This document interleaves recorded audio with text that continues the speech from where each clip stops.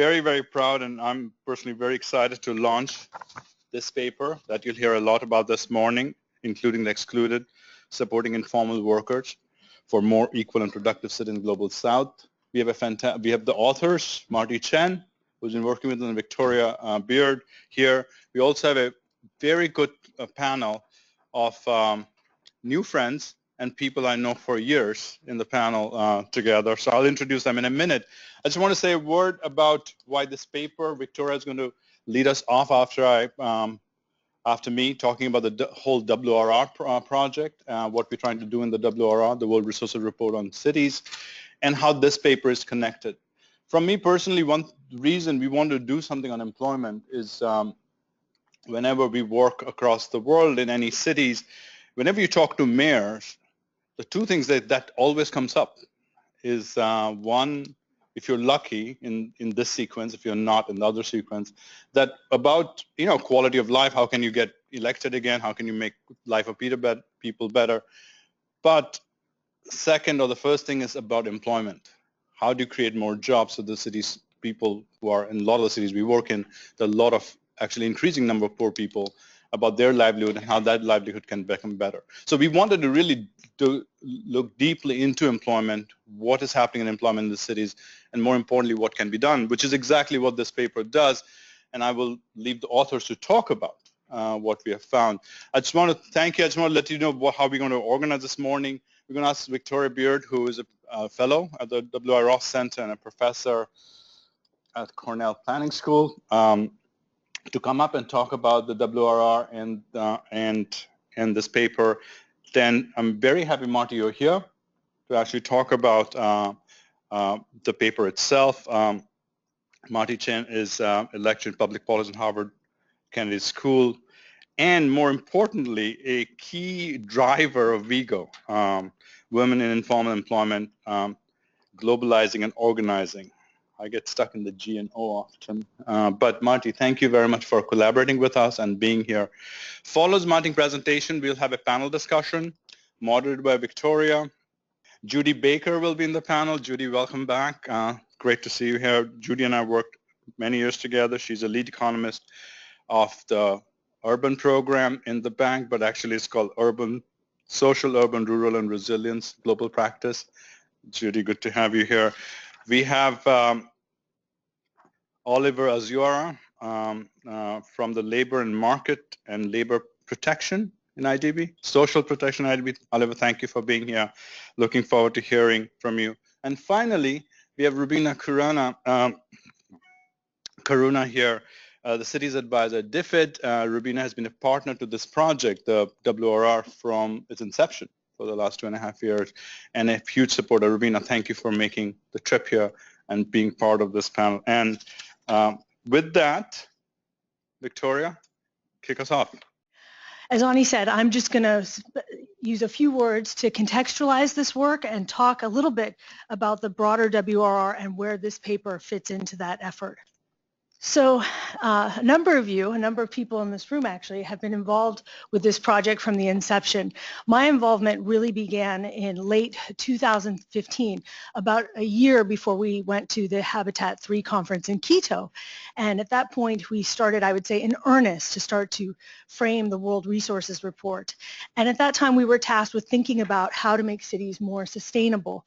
It's a huge topic. And so we started trying to frame out that project and think about what we wanted to focus on and what would be the highest priorities. I'll just tell you a little bit about that because informal workers and the informal economy became one of those priorities in this process.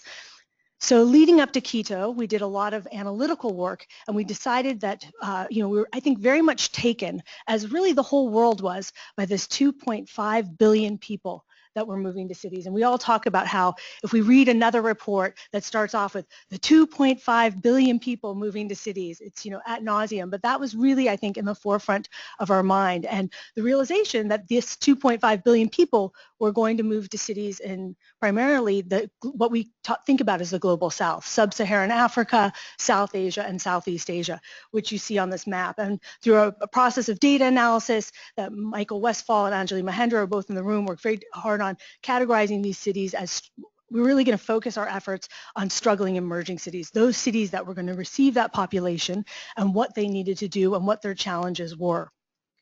Thinking about sustainability and thinking about this 2.5 billion people that were moving to cities in the coming decades, we looked at a lot of literature, our older literature on sustainability, and thought about the 3 E's of economy, environment, and equity, or social, economy, and environment. And this is a very old concept for those of you who work in development, very old conceptualization of thinking about sustainable cities. And we thought about this 2.5 billion in these cities where the footprint of the city was going to be growing. They were going to be receiving rural to urban migration, and thinking about the need for core services. And so our entry point into thinking about sustainability, we turned this triangle on its side and we focused on equitable access to core services. Providing equitable access to core services, we thought, was really the key to economic productivity as well as environmental sustainability for these struggling and emerging cities. And this paper really sits in that economic productivity sphere you see in this diagram, because as you know from the paper, the top highlight in the executive summary, the newspaper articles say the number that people are focusing on is that 50 to 80% of your urban workforce that works in the informal economy, and what cities need to do to support that segment of the workforce. And I should say, in thinking about this project, and many people in this room have been here since the first stakeholder meeting in November. Rabina and Judy have been here from the very start. Also, many people in this room have served for reviewers on various papers. So it's really great to have a sort of a group of supportive team members. But in Quito, we met with Marty. And Marty came to an event that we organized. She brought a number of informal workers to be speakers on our panels and talk about, their concerns about cities. And that's really when we decided, and I convinced her, and she resisted at first. She may not remember, but I convinced her, or maybe she does remember all too well. I convinced her, we really need to join forces with you. This is a really big piece of the puzzle for cities, thinking about this 50 to 80% of the urban workforce. To be quite honest, I don't think that WRI has worked a lot in this area prior to this, and we really need to join forces. And WIEGO, having 20 years of experience working with informal workers, organizing informal workers, we needed to join forces and think about how to make cities more sustainable, more equal, and what that means for the urban workforce. So in this framing process, we discovered 4 things about cities that really stood out in the framing paper. The first, as I've already mentioned, you have this 2.5 billion people moving to the cities in the global south, to sub-Saharan Africa, South and Southeast Asia. Many of these regions of the world are not experiencing the economic growth that cities in the past have experienced when they urbanize. So you're not seeing this rise of GDP with this process of urbanization. You're seeing an urbanization of poverty. And also, these are the cities that have the fewest municipal resources to actually provide core services and receive this population. These cities have very, very few, very, very low budget per capita, which is this 4th picture in this sort of collage from the framing paper. So with that background, we launched on these sectoral papers. There's 8 sectoral papers that you see on your left. We've launched the housing paper, Robin authored, the energy paper that Michael offered. This is the informal economy paper. The urban expansion paper is coming up soon. And we also have 8 city-level case studies. And that's because we realized that we weren't really going to be talking about how to make cities more equal if we just kept to these sectoral and thematic papers. We also needed to scope out with the city level case studies and think about how urban transformation happens at a broader scale, how it transcends sectors, how it transcends political administrations, how it's institutionalized. So we also have these 8 city level case studies with authors who are most of our authors are actually spent years writing about these cities, are embedded in the regions, working with us, thinking about how change happens over a 10, 20, 30-year period. So I think some of the facts that motivated this paper, as I mentioned, is that more than 50% of people are living in cities, half the world's GDP is generated in cities, but 70% of CO2 emissions is also generated by cities. And so I think in all of our collective imagination about cities, we see cities as places of innovation, of creativity, of productivity. But on the other hand, when you think about the cities that we're talking about, cities in sub-Saharan Africa, cities in South Asia, as well as cities in North America, you also see these as locations of growing inequality, of urban poverty, of political and economic strife. And so there's these conflicting images that we're constantly grappling with. And so this paper looks at this 50 to 80% of the urban workforce and asks, how can we work with that part of the workforce? How can cities work with informal workers to make cities more productive and more equal? So Marty will talk more about this. It comes from the paper, but just this was one of the analyses of the few cities that we actually have numbers on the how large the informal workforce is that so captures my thinking when thinking about this paper and thinking about cities.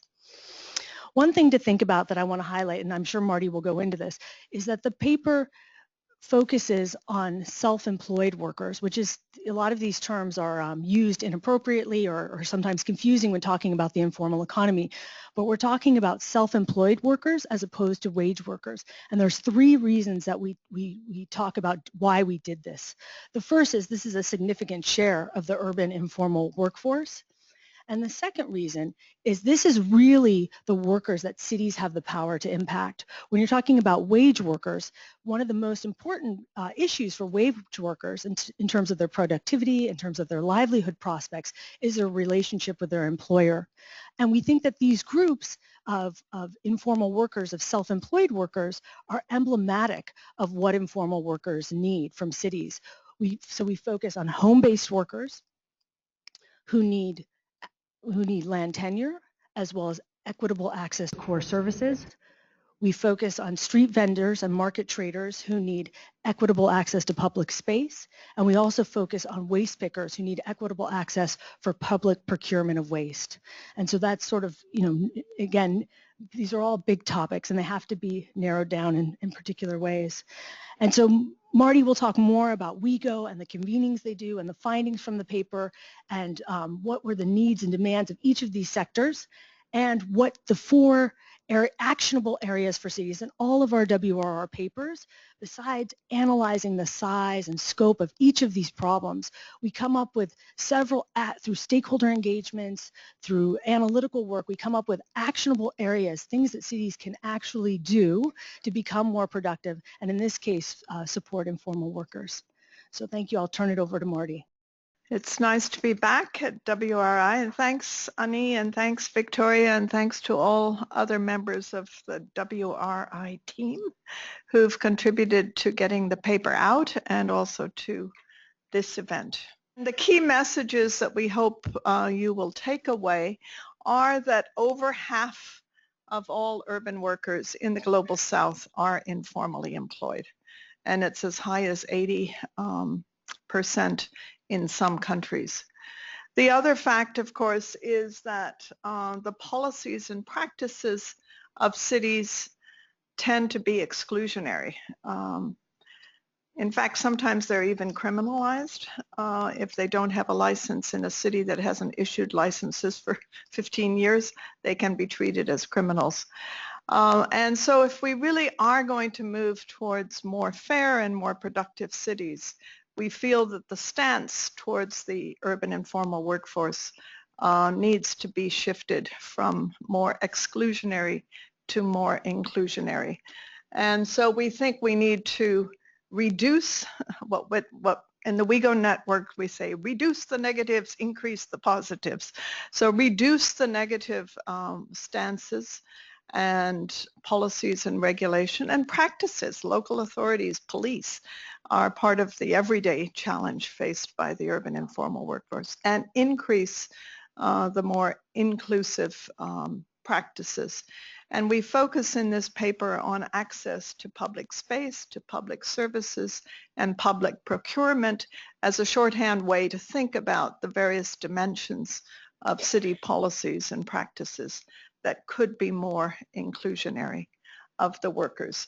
And we share in the paper promising examples of what is possible. And I want to flag that each of these promising examples has come out of a struggle for them, and that the workers themselves have the greatest stake in these examples, and they find that they have to keep fighting for them, so that you can have a reversal or you can have a setback, or you can have a spread effect. In Bogota, Colombia, there's a promising example I'll come to of integration of waste pickers into solid waste management in Bogota. But in Bogota, the fight goes on, and it's not clear that it'll always be sustained. Meanwhile, there was a national ruling that mandated the Bogota model be replicated across the country. So the local association and the National Association of Recicladores plus the WIEGO team have now gotten the Bogota model replicated in 8 other cities, but it's still under threat in Bogota. And I'm just to add the politics, the mayor of Bogota who gave the public contract is now one of the candidates for president of the country. But he was removed from office after he gave the contract to the waste pickers, not only for that reason, but the politics of these kinds of changes are real. Just some new global statistics. We have them in graphic form, but I thought I'd present some of it just like this. And these are fresh, hot off the press this month, earlier this month from the ILO.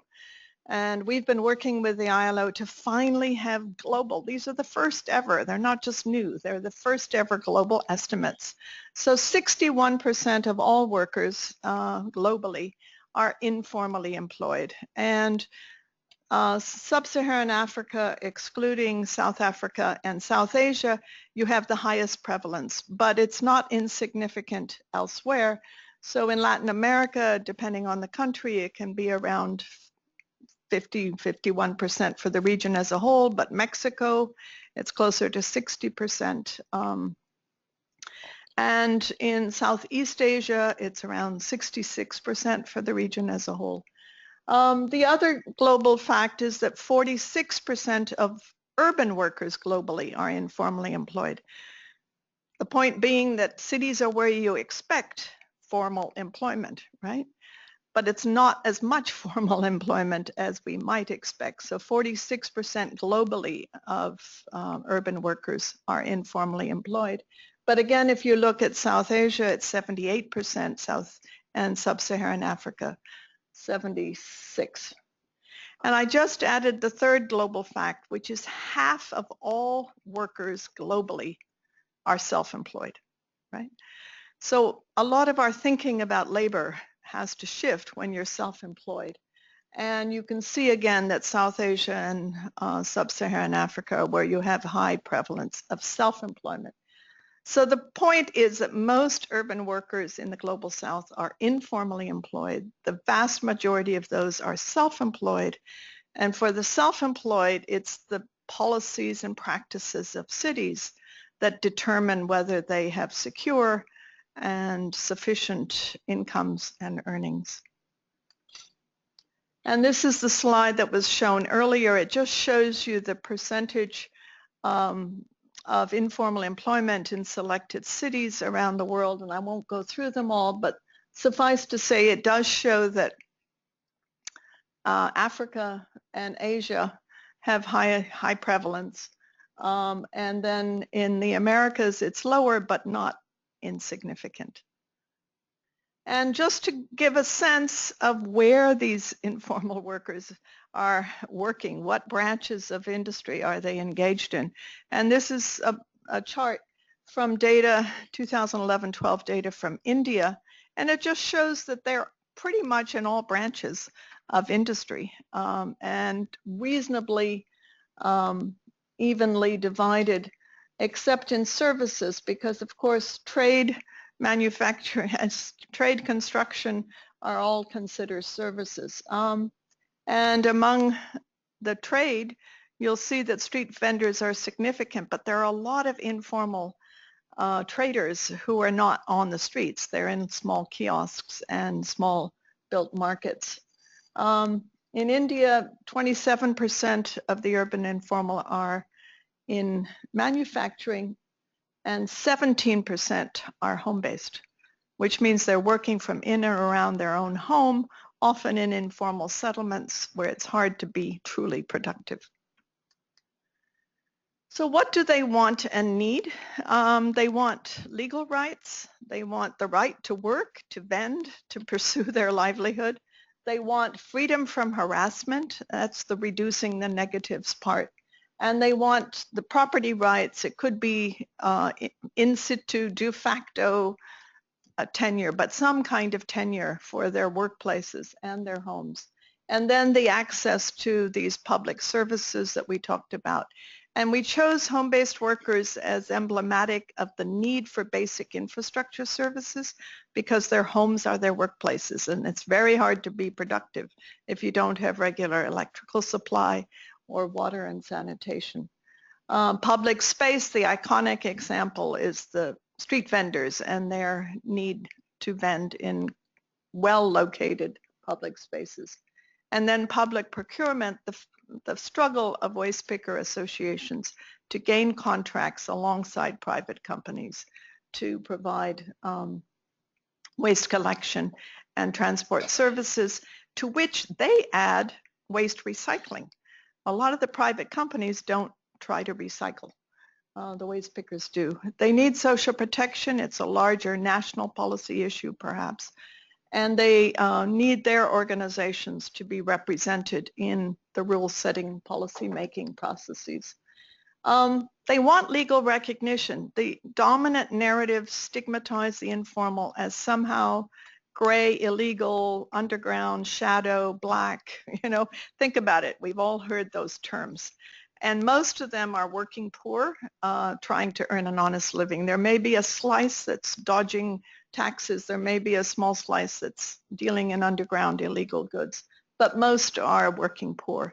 And they want to be recognized for their contributions to the cities. I mean, who builds the roads and buildings? It's day laborers in construction. The home-based workers, they produce goods for the domestic market and global supply chains. Street vendors sell goods at low prices, convenient locations for a wide variety of the city population.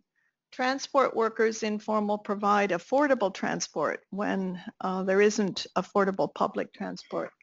And the waste pickers clean the streets and they reclaim recyclables. They reduce carbon emissions. They put these reclaimed goods back into industrial use as raw materials and packing materials.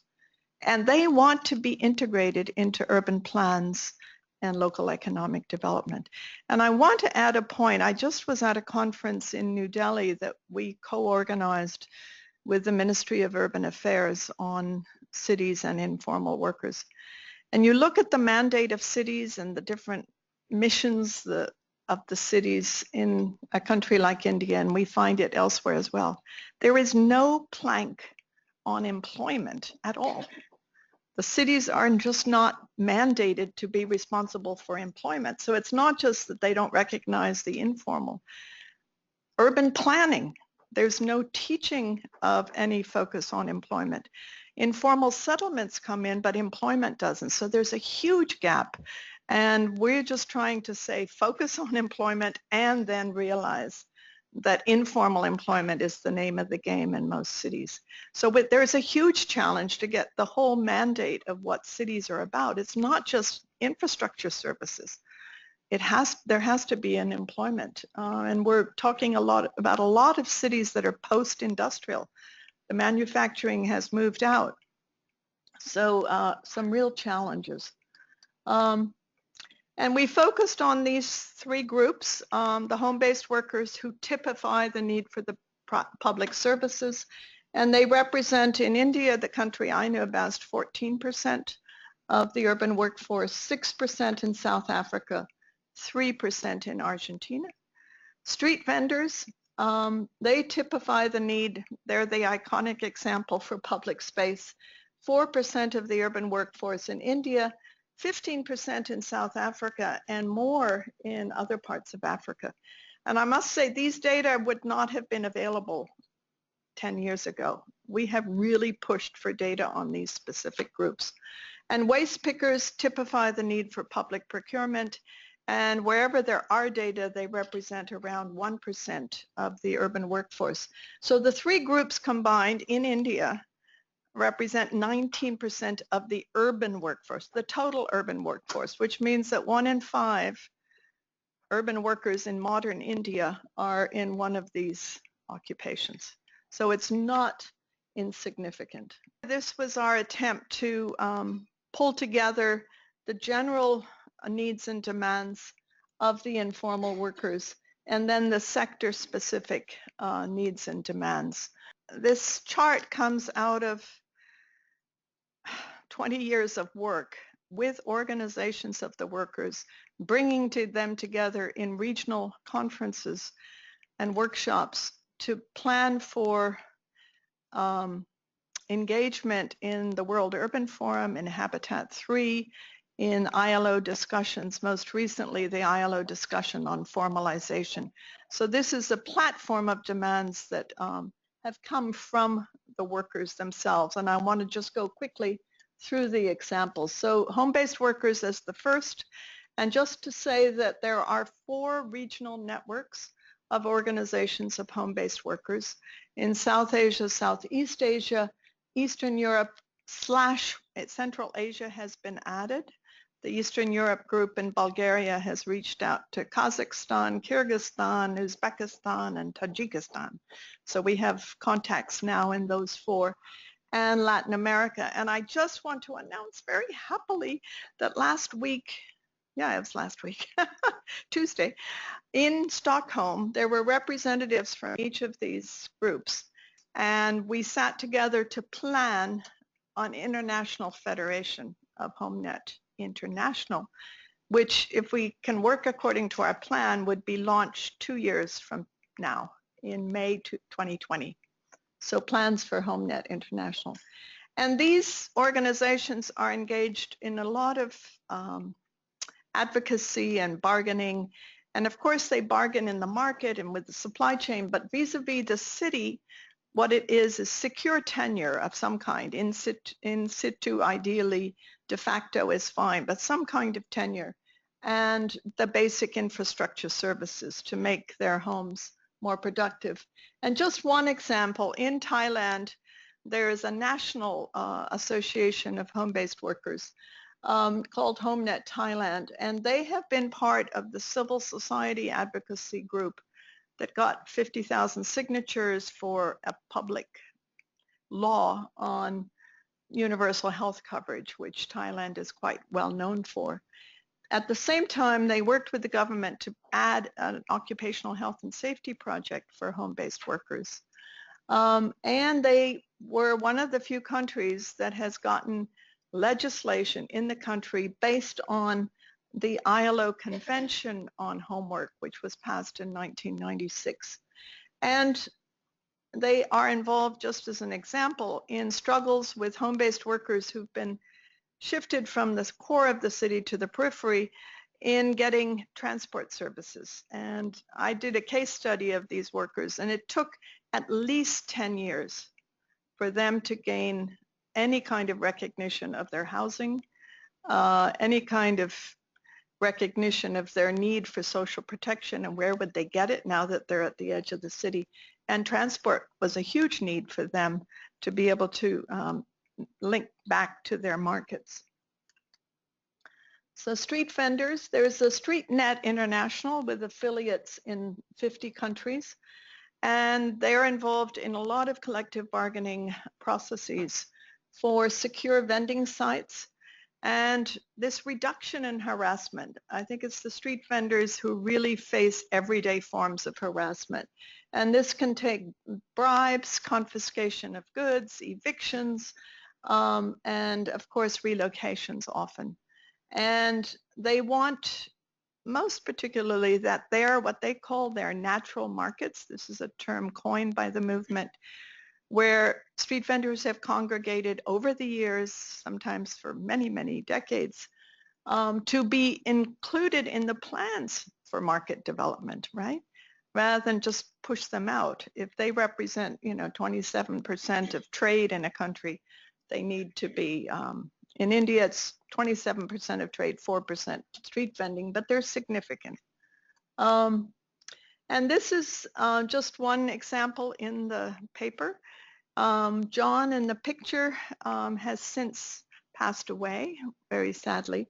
But John was a local street vendor in Warwick Junction, Durban, South Africa, where about 7,000 street vendors earn their livelihoods. And he was a natural leader. He was one of the leaders of the local association. He had a license. He had a permit. He had gone to meet with city officials, left his stand with his assistant, left his permit with his assistant.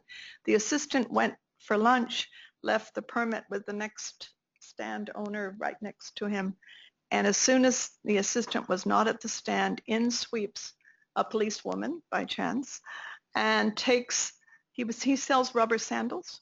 He sold rubber sandals. He was the sole breadwinner for a 9-person household and took all the fresh looking sandals and left a slip saying bag of goods taken.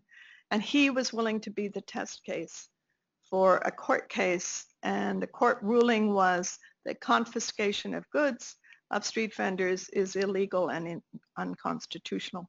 And one of the arguments made was that you and I, we have cars, we drive, we get speeding tickets, we have to pay a fine. Nobody takes our car, right? So it's double jeopardy. You have your goods confiscated, you have to pay a fine. And when he went to collect his goods, they couldn't find them, right? He paid the fine. So finally, the waste pickers. There is a global alliance, a very active Latin American network, and some newer national networks of waste pickers. And I just came from India. The Association of Indian Waste Pickers has gotten 20 cities in India to issue ID cards to waste pickers. I mean, that's a good first step because it gives them some protection from the authorities. And what they want is access to waste. They don't want the whole waste collection to be privatized to companies that don't recycle waste.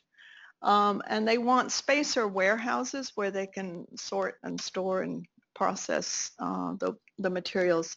And they want these municipal contracts that we've been able to get in some places in Latin America, India, not too many more.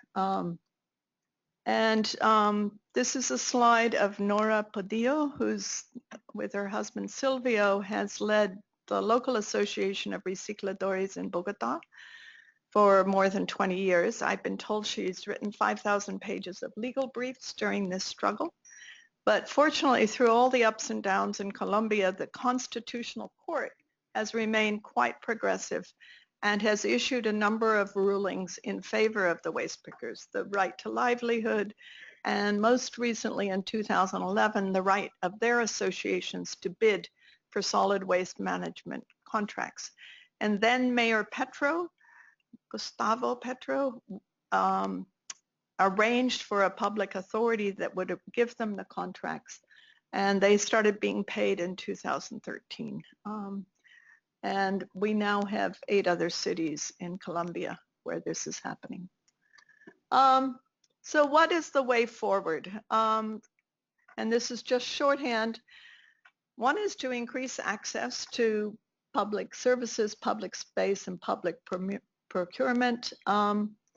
In situ upgradation of workplaces like homes is really the ideal. The basic infrastructure and transport services to the workplaces, not just to the homes, and they extend the right to bid for public procurement. Reform laws and regulations to support informal workers. I start with the ones that relate to registration and taxation, which are the standard response to formalize, we got to register and tax them. Simplify the registration procedures and make taxation progressive and transparent. And we add that informal workers feel that they're paying taxes. They don't understand this shadow that's cast on them because they pay a lot of, they may not be taxes, but they pay a lot of operating fees, and of course they're forced to pay bribes. And so they pay value-added taxes on the supplies that they buy. So we need to take that into account when we think through taxation. And we need to take into account that most of them earn less than the threshold for either personal or corporate income tax. So the question is, which tax are they really liable for paying? And they, of course, would like benefits. If they're going to pay these taxes, they would like the benefits that come with them. And then there are a number of biases in existing laws and regulations by sector and by, you know, whether it's social protection or urban policies that are really biased against the informal workers. And they need to be included. I think, and I think Victoria and we have agreed that there's such competition for the scarce public resources in cities that what we're really looking for is negotiated outcomes, right? You can't say that this percent or that, you can't mandate something. There really has to be a negotiated outcome. And the point is that these workers aren't organized, and we can provide lists of where they have their organizations all around the world. Similarly, the organizations in slum and shack dwellers, they're also organized. They need to be brought into the processes of making the rules, the urban rules of the game. And they'd like to be integrated into local economic development. I'm also told, like, there's not much emphasis on employment in cities, but there really isn't that much emphasis on local economic development, right? It's sort of urban plans for how you zone and use land, but there's not much on local economic development. And so finally, we also feel that the real solution to this sort of impasse that we have between cities and informal workers is to recognize the organizations of informal workers and support the coalitions that have worked together with them, because they have been struggling for many years. They know what they need to make their lives, their work more productive and secure. And they are giving a voice, when they're given a chance, to some very disadvantaged, marginalized groups in the cities who contribute. And most of the legal and policy victories that are in the paper would not have happened without these organizations and their struggles and the broad alliances that have supported them. Because in many cases, you've had pro bono lawyers in the Bogota case, the Durban case, and even the Thailand case. Pro bono lawyers, civil society, activists, academics have supported them. So thank you.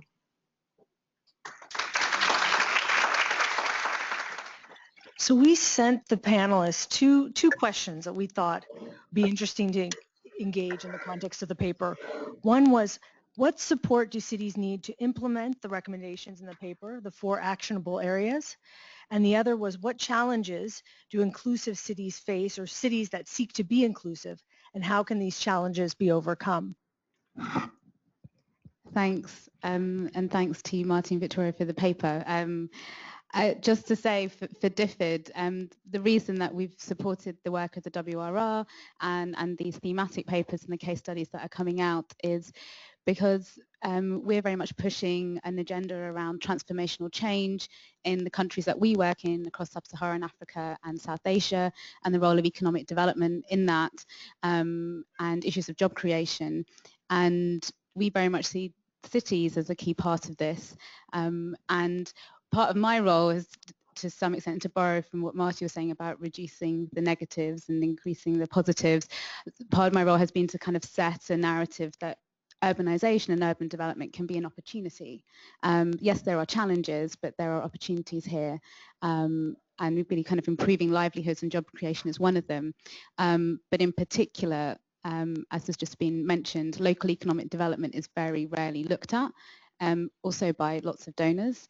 And so we've wanted to really look at the role of cities and how we kind of can support them to be functioning and to drive economic growth.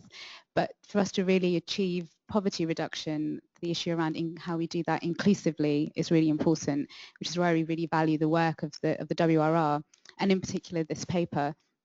And so I just wanted to kind of say that more broadly. And then thinking about how to support city governments.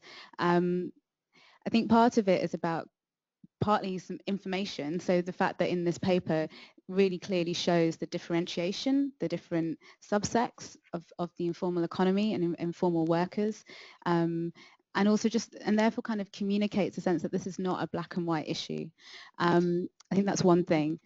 I think also there's a sense of how can there be some peer-to-peer learning that comes out of this. So some of the examples presented in Thailand and in South Africa have really shown that city governments have worked with organisations of kind of informal workers to achieve change, and that it is actually possible.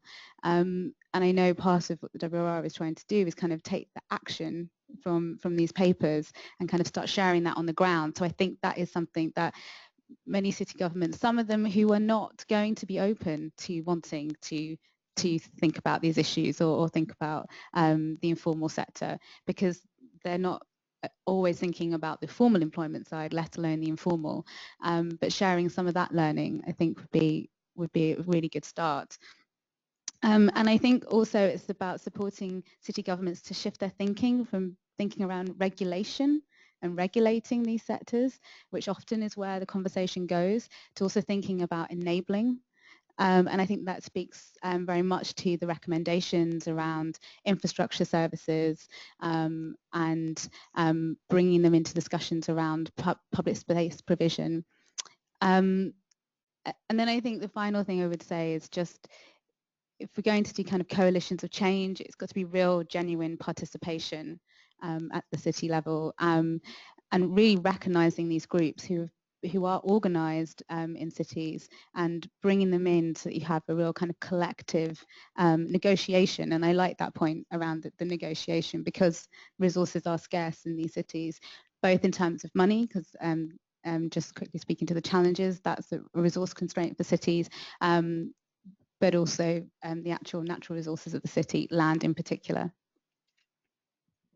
I've been thinking about these issues a lot in the last couple of years. We have just finished this year a paper on a report on inclusive cities in East Asia and the Pacific. So some of the framing that you've been using for the WRR is very relevant. Ours is slightly different, but not much different. And we have economic inclusion, spatial inclusion, and social inclusion. And the issue of informal workers really sort of crosses both economic and spatial. The one piece that would be great to also think about is social, and I'll talk about that after, maybe in the second round of comments. But I did want to address the question about what cities can do from a very sort of practical and operational lens, which is a lot of what we do at the bank with our projects. And I thought of several areas where we do some work, but probably not enough. And I think this paper is starting to raise some good questions. So the first one is on slum upgrading. It's an area that I've worked on a lot. We have, Ani will remember, projects in Indonesia that we worked on, and we have good examples in Latin America and Vietnam. So there we're doing a lot of improvements to neighborhoods, to people's often where they work. But the one thing that we haven't done is actually track to what extent this has had impact on livelihoods over time. And I think, again, I'm working on some projects where I think we might be able to include some kind of maybe tracer studies, think about trying to increase the evidence base, because I think that will help to convince governments on what we know. So that would be one thing that practically I can think of that we could do. We also are, it's a sort of a new area, we're starting to do investments in public spaces as a way to enter into very complex cities. So I'll give you the example of Karachi, a sprawling, huge city with every kind of challenge you can think of. And so the team has spent a bunch of time trying to figure out, okay, how can we start to work? We've been asked to do some work there, but how can we start to do something in such a complex environment? And what they've come up with is actually a focus on public urban spaces. So taking some sort of very visible areas of the city where they'll try to transform them through, creating some public squares, widening sidewalks, allowing for vendors on those sidewalks, and just trying to create some livable space for people to be able to participate in society a little bit more inclusively. And it's actually, really resonating a lot with government, and we're starting to see some demand for it in other places. So this is something that's kind of exciting, and I think is very positive for informal workers. The area that we've had less success on is really the whole training and capacity building area, and that's across the board. I think it's probably one of the biggest development challenges that we have. A lot of the training, I guess you'll probably talk about training programs that don't really have a whole lot of success, and it's difficult to bring in informal workers to them. So I think that's an area that we really need to focus in a little bit more and try to understand how we can do it. And also, so at the bank, we're divided by our global practices, and we don't spend enough time talking to people that work on other sectors. So I think it's definitely an area that we need to push a little bit harder. And the last thing I wanted to mention in terms of sort of what cities can do, I think this notion of demonstration projects is really an important one. So we often go in and we feel like we want to try to fix everything, but it's so hard. So I really have seen some innovations and get excited about where teams can push the envelope in small spaces, just pick a particular sub area or subtopic or neighborhood where you try to do something different, where you try to tackle things in a new and innovative way, document it carefully, and again there's a few examples where we've been able to do it and then eventually scale it up. And I think these kinds of projects have a lot of potential, and I think again this is an area where we could bring in some of these cross-sectoral linkages and try to tackle some of the complexities around in addressing informal workers. So for this first question, I'll stop there. Thank you. Well, thank you very much for the invitation to the World Resources Institute, to Anjali, and congratulations, Victoria and Mari, for the publication. So my area of expertise is Latin America, and as an economist, informality is always referred to lack of access to social security and payment of taxes, right? So it's very nice to have this framework that put together many pieces and we can analyze together. So what support needs to be, or what needs to be done in order to implement the recommendations? I will say first is to understand the basic differences of the cities that you are talking about, to find ways to reduce inequality in a smart way, and increase at least to increase the productivity of the cities. And also, I think nowadays it needs to be discussed through the use of new technologies.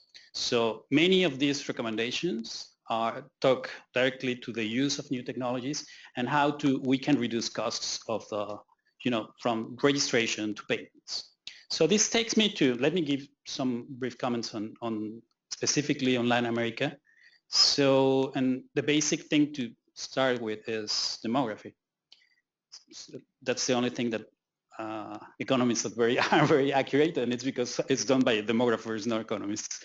And let's say there are important differences in Latin America. So 80% of the population is urban, which has a lot of implications, especially because the rural-urban process is almost complete. So a big chunk of the population is already living in cities. And just to give you an example, Mexico City was 38 million people in 1960. Nowadays it's 130. So we reinvented the country, or a whole country, in less than 60 years. So we're gonna pass from 10% of population older than 65 years in a third of what it took in the UK. So in 25 years, our population older than 65 is going to be, and it took 75 years in the UK. So the demographic pressures were amazing in Latin America. So the implication of this migration process in our cities is that they grew in a very chaotic way. So the connection of services, housing, and employment was done without of any plan or order. So informality was a natural way to respond to the needs of the population. So if you are going to your work, you can find different vendors that give you they can sell you from a cellular, airtime, or even a breakfast on the streets in Mexico City. But it's something that needs to be corrected, and we need to understand what can be done in order to make this, or the decision-making process, more efficient.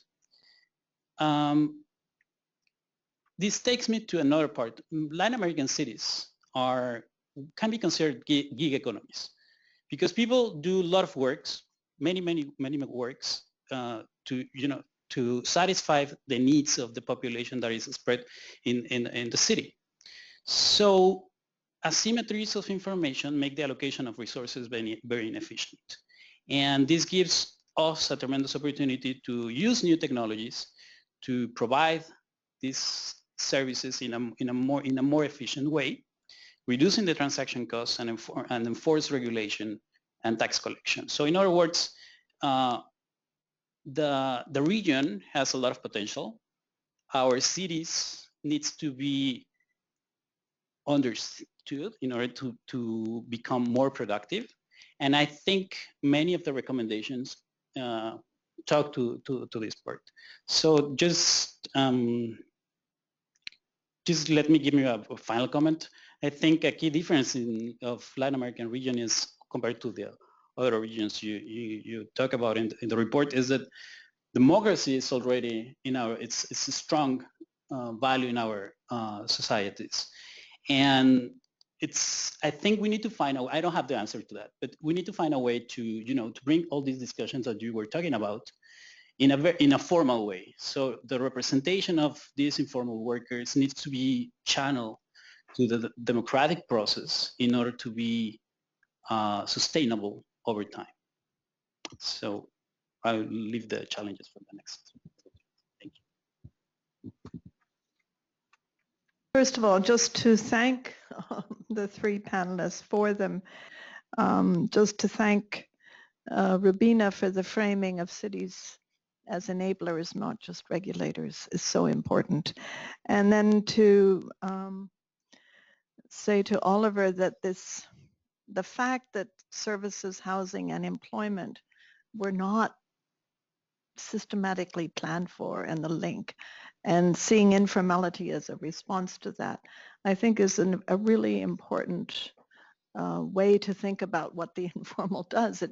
It's people trying to make a living in an environment where this living is not planned for, right, in a proper way. And I also think we try to say that the gig economy is a new face of the informal, and we compare Uber drivers to industrial outworkers in the home.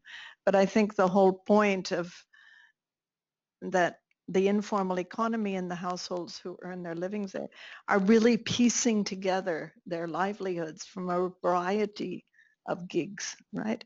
I stayed with a street vendor in Ahmedabad once who had been moved from her original home to a dreadful public housing on the periphery.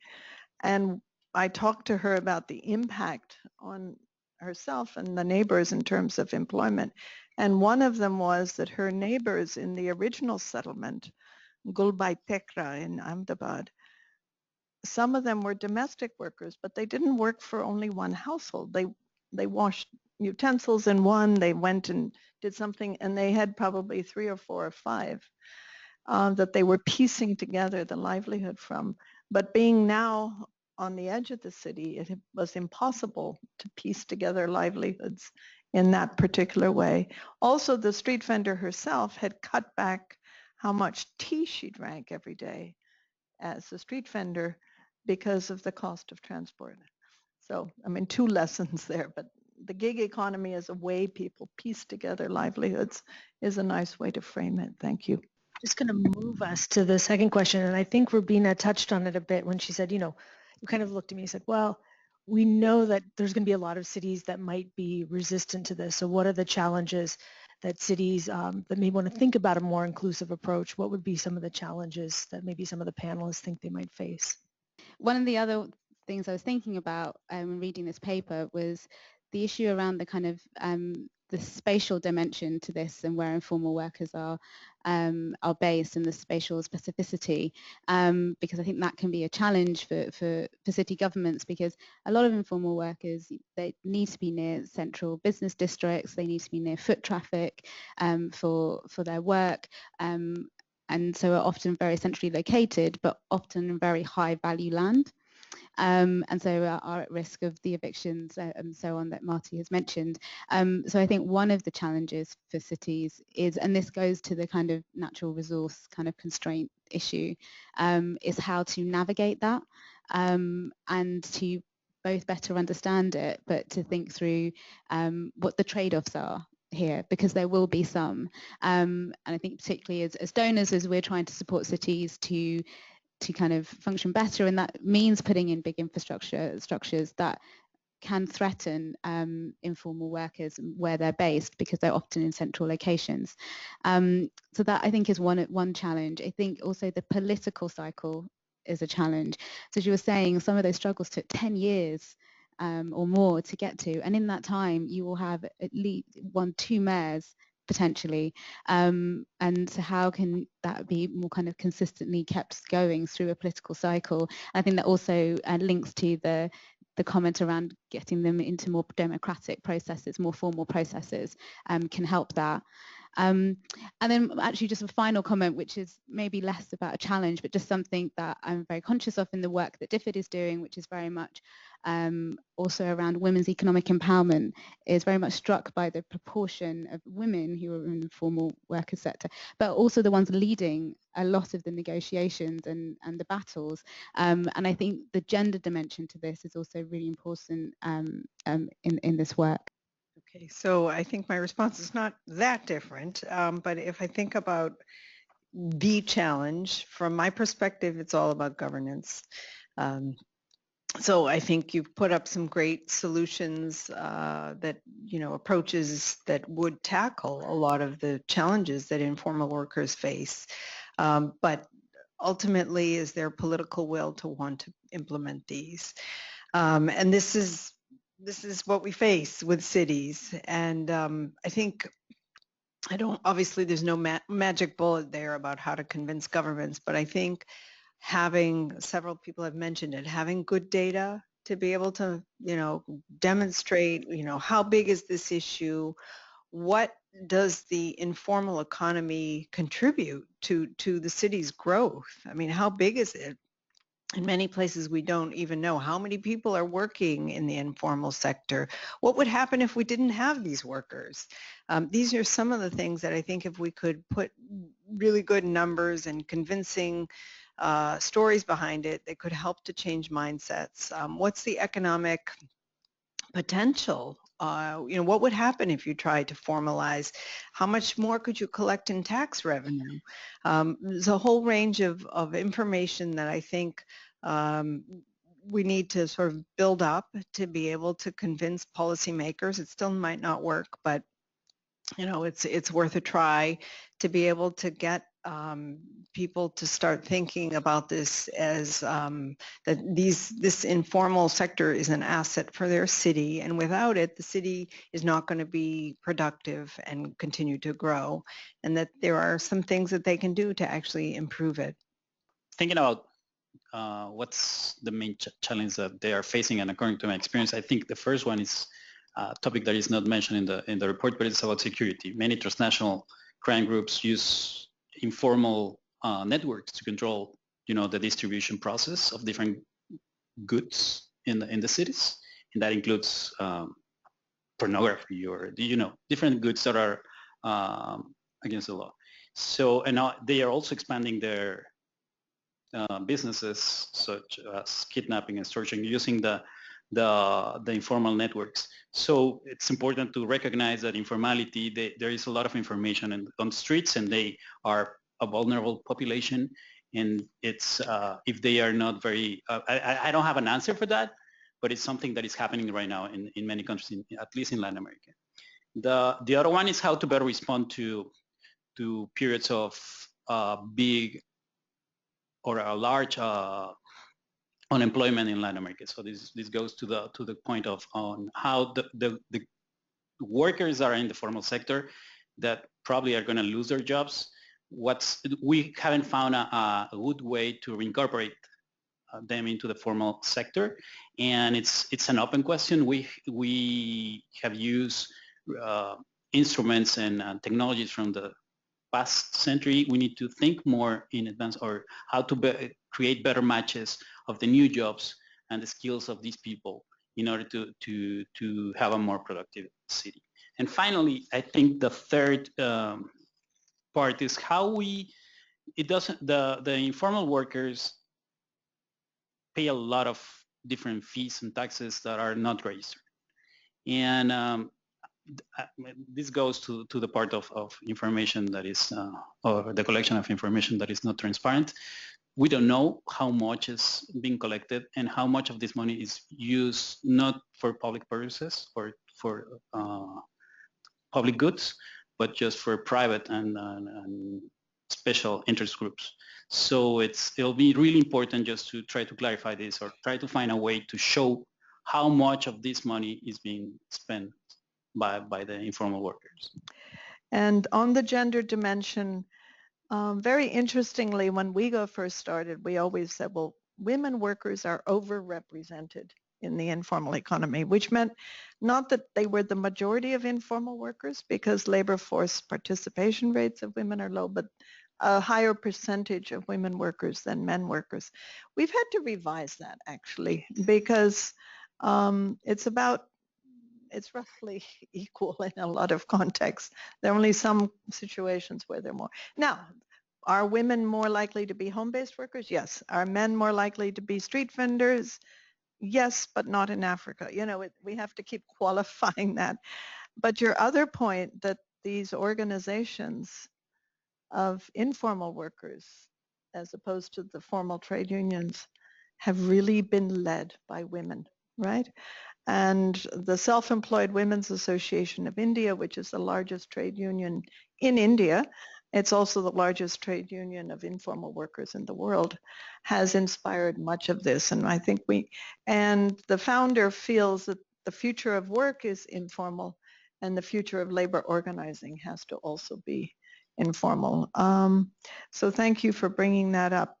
I couldn't agree more than with Judy Judith, sorry, do you call yourself Judy? Yes. About the governance, the political will issue. And so if you ask Ila Batavseva what has been the biggest challenge ever that they face, it's what she calls the mindsets. You've got to change the mindsets of those who are dominant to see the informal economy in a different way. That being said, I just have to add that the big gorilla in the room for the workers is actually the collusion of government with real estate developers, right?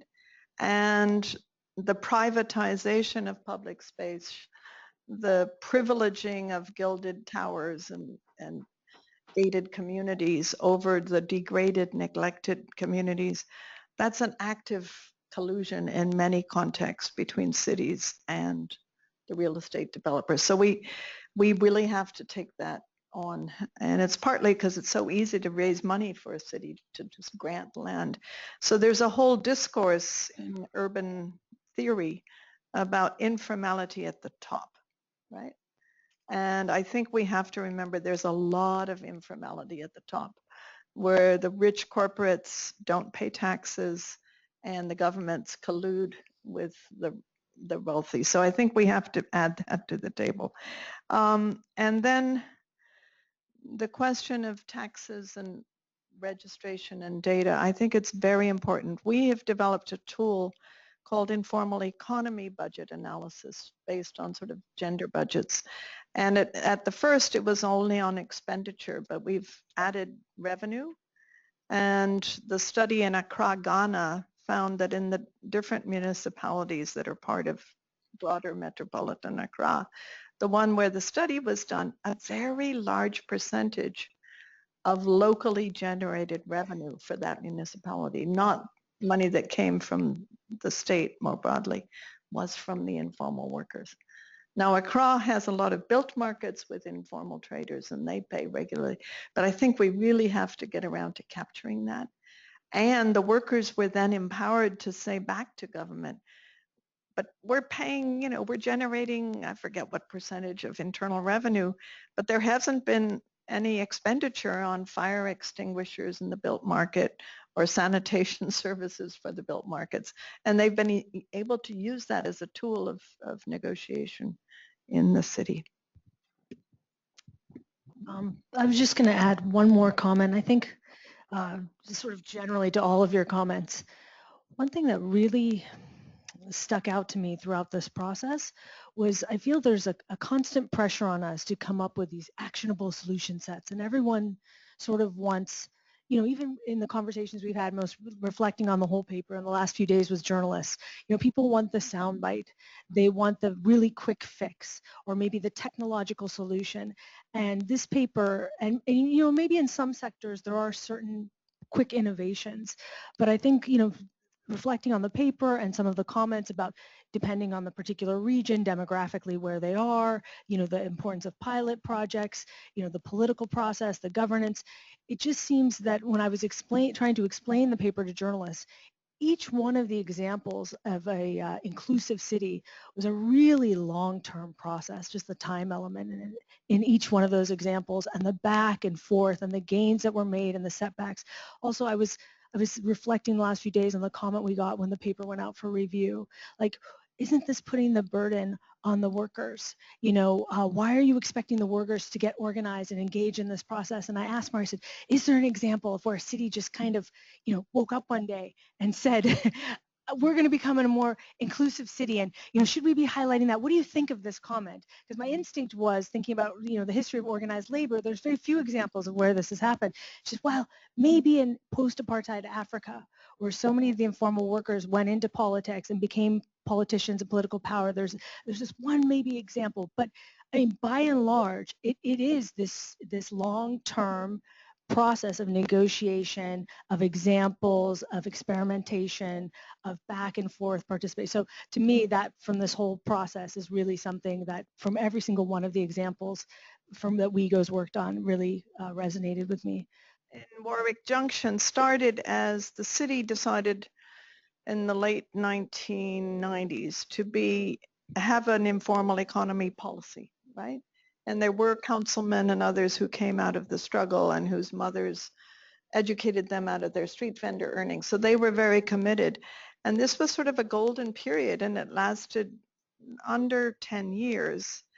And then the World Cup was coming to South Africa, and the city government wanted to build a stadium, and they wanted the whole natural market of 7,000 to 8,000 street vendors. They wanted to build a mall in the middle of that to attract the fans. And so the local leaders of the government project left government and set up an NGO to continue the project. And they fought the city. They filed 2 cases against the building of the mall. And what they did instead was they trained street vendors to be tour guides, and they set up an app called Markets of Warwick, which you can go see. And they built Warwick as the African heart of Durban and attracted fans, football fans, to go on tours. And school children now go on tours, and there's curriculum in the school teaching on the informal economy of Africa. But the city changed. It was the same mayor, but changed priorities, right? And so just the sober. And so the struggle in Durban goes on. The struggle in Bogota goes on. These are not, suddenly you have a victory and then say, yay, and you move on. The workers themselves have to keep sustaining them. Hi, my name is Julio Gonzalez. Thank you very much for a wonderful presentation and comments. And my question is basically related with technological change. And I think that because of the way in which technology is going to be affecting labor markets in the near decades, it it presents a unique opportunity to integrate the informal workers into the workforce. The question is if you had seen any examples of technology, for example, mobile technology being used as a tool to integrate informal workers into the economy. Hi, so I'm Anjali Mahendra. Thank you so much. This was such a rich discussion, and it really builds on the question you just asked.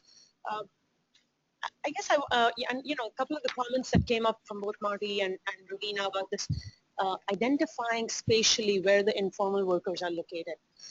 Just wanted to give you a preview that, you know, in the urban expansion paper that we're working on, we're actually looking at some of these questions. We're looking at also collusion between real estate developers and politicians, and how that affects allocation of space in the city. But one issue that I struggle with is really this gray area between enabling and regulation. To do both of those, you need information as a city, right? And that'll come to your question about technology and utilizing that for information. There's now so much being said about, you know, how you can use remote sensing and all kinds of sophisticated technologies to identify where informal workers are in the city, where informal settlements are in the city. But some cities use that as a way to you know, enforce regulation and taxation and all of that.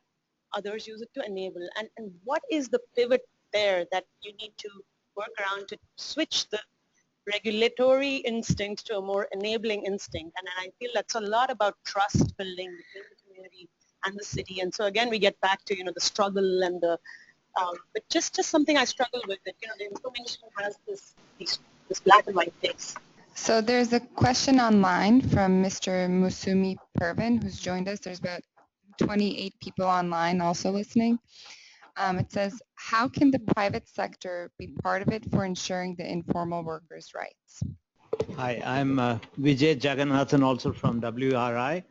I was intrigued to find no mention of Bangladesh in your presentation, because I think some of the most innovative work is in Bangladesh, and that actually takes care of a lot of the points you raised about bringing in technology, you know, and really having social intermediation on a national scale. So compared to even what SEWA has done, given that Bangladesh had no such background of community work, and I worked on the other side in West Bengal, it's, you know, culturally it's not at all something which people are used to doing like Gujarat. It's, I think, a phenomenal development in the country. Why is it that it hasn't been mentioned? I can respond. Over to you. Take the next 24 hours. No, I Okay. think the three of you can respond first. Okay.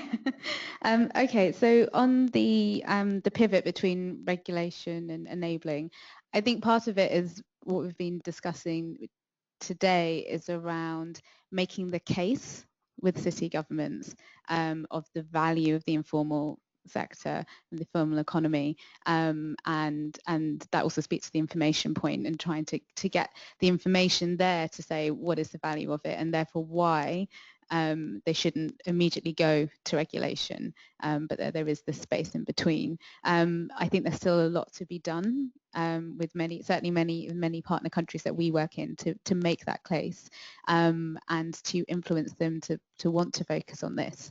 So I think that would be kind of one part of it. On the idea of local economic development and employment and what we're doing, in DFID, it's a big part of our push on urban development. So in DFID, we've had a long history of doing work on cities, mainly in South Asia, a good kind of 30, 40 years history in India, which has spanned a whole range of work from slum upgrading to municipal governance. But I think we haven't always looked at the employment side of the city. So that is still a relatively new area for us, but that's part of why it's in our economic development strategy. And so part of the work we're trying to do is just gather more information, get the research out there, kind of understand what it is to be a productive city, but how that's inclusive and how we can kind of generate equitable economic growth in these approaches. So I'd probably say we're slightly on the start of that journey as DFID. Just to add a couple comments. So on technology, indeed, I think the development community is a little behind the curve on it, and that's okay. I mean, you know, it's many of the countries we work in, it's hard to have internet access in some places, but I think we'll get there. I can say, at least from the World Bank perspective, this is now the thrust.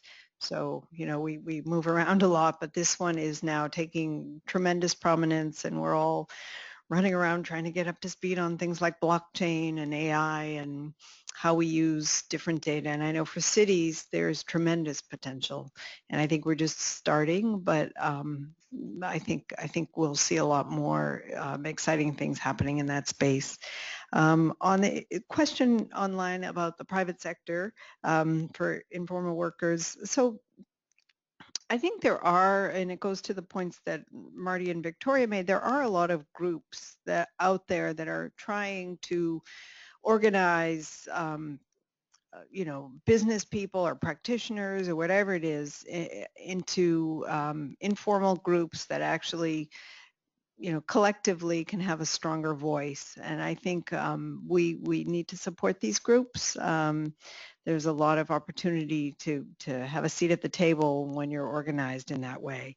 Finally, Ani's question about employment in cities, and it does go back to what you said. It's what mayors want. They want to know, you know, how can we create more jobs, whether, you know, they're informal or formal. That's what they want for their cities. From the bank's perspective, we do, you know, there's different groups that work on these topics, and we probably don't talk to each other enough, but, you know, you've got groups that work on the policy side and the macro side, how to create better labor markets in cities, how to create better demand. And then on the urban side, it's about having, you know, better infrastructure, better services so that people can, so that cities can grow. But I think there's a little bit of a missing gap there, and we need to, some of the work on from the doing business teams is resonating a lot with the city work. And also we had an initiative the last couple of years on competitive cities, and there's some really good information around benchmarking, which looks a lot at job creation and opportunities for that. And I think, again, there's a little space there where I think we have a lot of room to sort of take off on what we could do. Thanks. Many comments. First, I think there are many uses of technology in different countries. Depends on, so there is no like a comprehensive system, but at least you can observe something in South Korea and how the labor market's intermediated, and also in India how they are using new apps to identify people in the informal sector to collect their information in order to intermediate or find them a better match in the labor market. But this is a work in progress, and I think there are a lot of things that the private sector can do, especially on the description of the skills they need to fill their positions, and it's something that is very difficult so it's very heterogeneous how people are qualified. So an important thing will be like trying to identify what specific skills they are looking for in order to have better matches in the labor market. And what we have done, or at the IDB, so we have done many things, but right now we are trying to experiment different things, especially for the workers in the informal sector. We have a lab on how they understand the social security, how they will be more able to save for their own retirement. In the part of intermediation, we are exploring different things on the use of blockchain and how the badges on the different courses demanded by the private sector can be stored by the workers in order to find new jobs.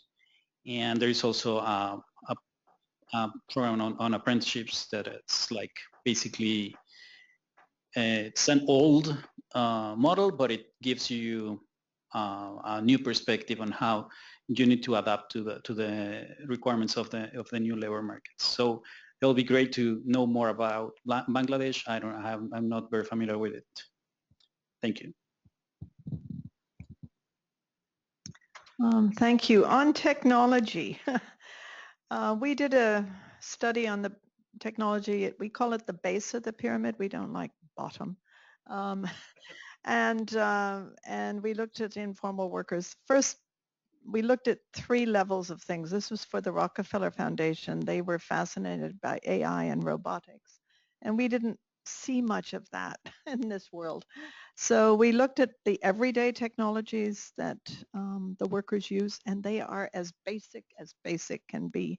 And the cities create a disincentive for them to invest, especially the street vendors, because if they have a better display unit, a digital scale, any of that, it will attract the police. And they also don't have any place to store at night. So there's a whole lot of disincentives for them to increase their stock and improve their equipment. In terms of robotics and AI, we just didn't see it. Indirectly, yes, and in agriculture, I know there's some robotics with drones and all that. But what we did see was the online platforms and the ICTs, and the workers want apps that they can use. And we've tried to work with Silicon Valley through the UN High-Level Commission on Women's Economic Empowerment. And there just was no traction. They just wanted to sell their equipment. So the workers would like young technologists that will work with them. And they use online platforms to find out about when supplies are in, what are the prices. They use them. And to get orders. They like to use them for organizing. There wouldn't be much organizing without the ICTs. And they also want ICTs to help with gaining access to public services, health services, education, to know their entitlements. So there's a whole range, I think, of opportunities in online platforms and apps for the workers. In terms of the private sector, first we have to remember that a lot of private companies are now hiring, once formal workers are hiring them informally. So what you have increasingly is a core formal workforce and an expandable, contractable, peripheral workforce that's hired informally. We have to remember that the online aggregators that we now have are really hiring workers informally.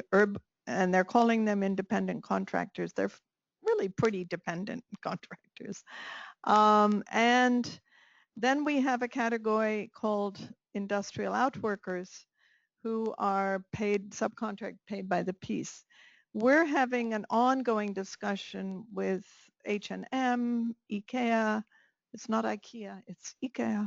I've just been in Sweden, so I've learned that I've been saying it wrong all along.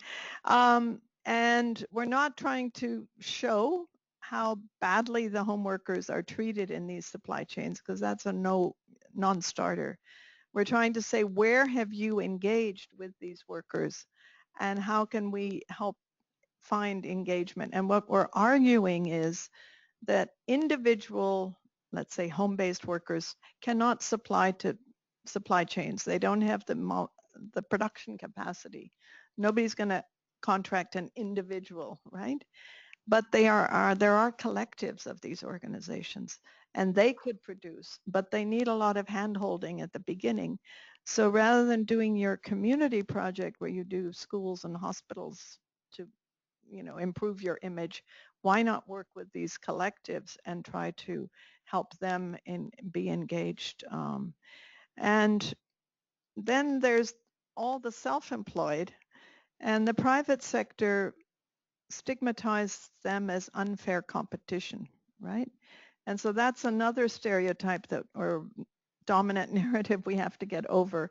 And I was once in Monterrey, Mexico, at a discussion and on the informal economy, and somebody from the Chamber of Commerce came and spoke about how all the formal companies complied with all the rules and all these informal operators avoided all the rules. And there was a street vendor there who shares my name, Martha, so I remember her name. So Martha got up and she said, "I'm sorry." And she told everyone how she saw the formal companies avoiding all kinds of rules, right? And the cities making exceptions to all kinds of rules. And then she said to the formal corporate person, she said, if you want to sell chewing gum that you make, you come to us because we do the last mile distribution. I mean, she didn't use that phrase. And so we are part of your distribution chain, right? So we have to figure out a new narrative about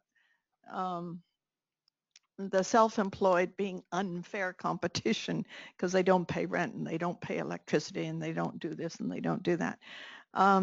They do actually pay rent and pay electricity, but it's very difficult. So there's a lot of work to be done with the private sector. And finally, on doing business, I was just in India, as I mentioned, and one of the organizations that we work with that works with waste pickers, the head of it came up to me and she said, Marty, what if we do something called doing business for informal workers? And I said, I'm with you. Let's do it.